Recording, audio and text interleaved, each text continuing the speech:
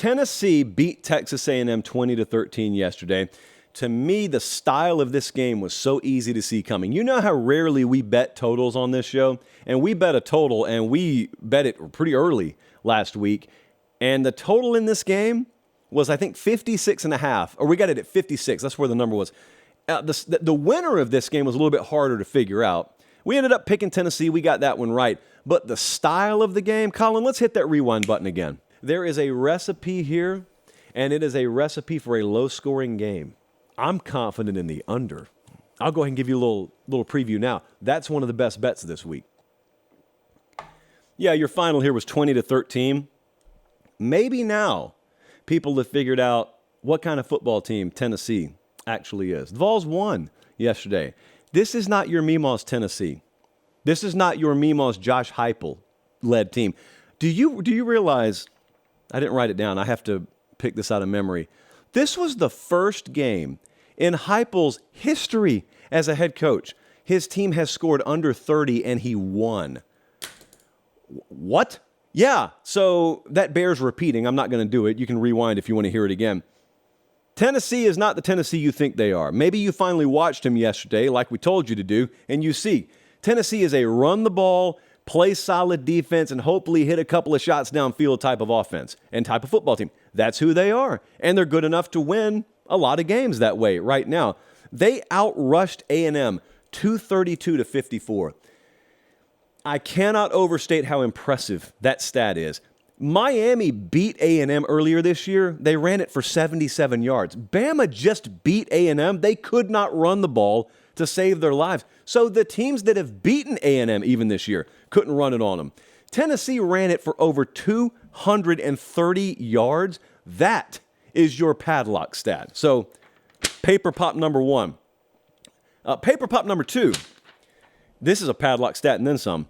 According to our friends at Pro Football Focus, Texas A&M quarterback Max Johnson was pressured on 25 of 39 dropbacks, and that includes 11 QB hits. Tennessee may have the best defensive front in the league. No one saw it coming. No one expected it because no one paid attention to it. They had upgraded their defensive talent acquisition, and no one had paid attention to it because people think Josh Heupel, Tennessee, air raid, throw the ball all over the place. None of that is what they are right now. And they got Bama this week. Tennessee's so fascinating. Like yesterday, they had 13 points out of 5 trips to the red zone. That's terrible. They shouldn't win that game, but they did. They found ways because it's a complimentary team right now. They are second to the – listen to what I'm about to say. Tennessee is second to last in the SEC in explosive play rate right now. They can't throw the ball down the field. They can't stretch the field vertically, but they're finding ways to win because they're a complimentary football team. Joe Milton is who he is at this point. And in some cases, they're having to work around that. But they are because they're good enough and they're complimentary enough to do that. Now, check that calendar, kids. It's the third Saturday in October. If you don't know what that means, ask your parents. Tennessee, Alabama's back. This time last year, I was trying to convince you that this was a premier rivalry. Then you saw what happened in Neyland. Now maybe you don't need convincing anymore. Well, this year it happens down in Tuscaloosa. Bama is a 9-point favorite against Tennessee. You think that's high, don't you? Be careful. Think matchups. We're going to break the game down Tuesday night. Think matchups before you just go blindly betting. Make sure you know who and what each team is and are.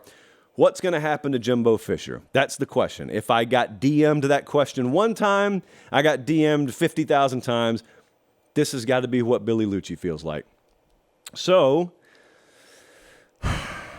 let me measure my words carefully.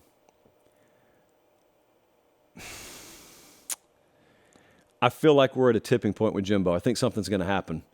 This is their 8th consecutive loss on the road. They've lost 3 already. They're probably not done losing. They still got South Carolina. They got a road game at Ole Miss. They got Mississippi State. They got a road game at LSU.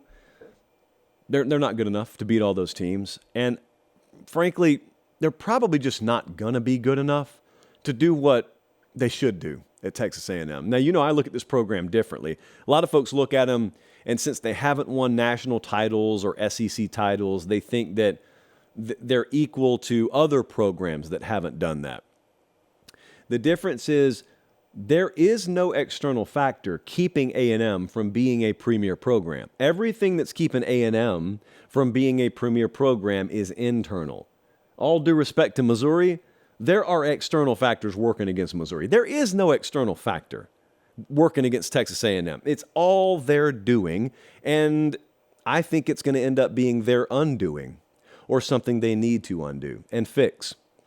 7-5 is the most likely scenario, I would say, right now for this team the rest of the year. They will not have had a double-digit win season in the 6 years that Jimbo's been there. I just feel like we're kind of at a tipping point here.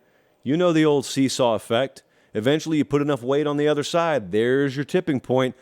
It's nothing completely special about what happened yesterday. It's not like you woke up. It's not like I woke up yesterday morning and thought Jimbo's good enough. 5 hours later, nope, he's not good enough anymore. No 4-quarter football game does that to me. But I'm not the one making the decision. I feel like probably straw that broke the camel's back is a firm way to describe this game yesterday in the eyes of a lot of A&M power brokers. Not all of them. This is not a consensus-held opinion, I would imagine, amongst all of them. But I know enough to know those folks are not going to let that dollar figure be the end-all, be-all on this, even if it's in the $70+ million range. If they're steadfast enough, that's not going to stand in the way, which is a wild thing. I know if you're new to college football, or if you're just listening because someone you're close to loves college football and you know nothing about this sport and you just happen to hear my voice right now, and I just told you a $75 million check's not going to stand in the way of firing someone, yeah, you heard me right. We pay folks tens of millions of dollars to go away in this sport. And it may happen down in College Station. This would be the story of college football. If the Texas A&M job were to come open, I have no knowledge that it's going to, so this is purely hypothetical. If the Texas A&M job were to come open, you would quickly realize the coaching industry views the A&M job way different than fans do. Fans look at the A&M job as a second or third tier job. You are outside your mind. Everything you need to win national championships is there. Also, I'm not talking potential. It's literally there. It is a turnkey contender for the right staff. The right staff comes in there and wins overnight with the pieces that have already been assembled and the infrastructure that's already been built. It is an immaculate place to visit. It is a wonderful program. It is ideally located. It's ideally built. It's situated the right way. It's got the right support. It's got a really good root system. All of the above. Every box is checked. So, what's going to happen? What is going to happen there? Oh, I'm just leaving it blank, like I'm letting you answer the question right now in your own mind. Tennessee, Bama this week, though. Tennessee, Bama this week. Let's get ready for that.